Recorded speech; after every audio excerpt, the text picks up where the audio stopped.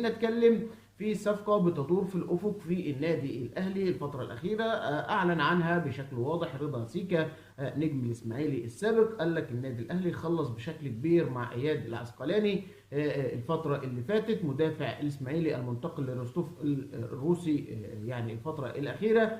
صفقة لو تمت هتفيد دفاع النادي الأهلي، مدافع شاب صاعد واعد في نادي الإسماعيلي، لعب في المنتخبات الوطنية في الفئات العمرية المختلفة. إن شاء الله تكون صفقة مهمة للنادي الأهلي. كمان موقف كوكا وندفيد لم يتحدد بعد. ندفيد عنده كدمة كبيرة في الركبة، لسه موقفه مش واضح، مش باين لأن هو يكون موجود مع الجهاز الفني للنادي الاهلي والجهاز الطبي. كمان كوكا جاهز للقاء. اذا اغلبيه اللعيبه الحمد لله جاهزه للقاء نادي الزمالك في نهائي الكاس. بالنسبه لاليوديانج، اليوديانج هيروح يعمل عمليه باذن الله يوم الثلاث.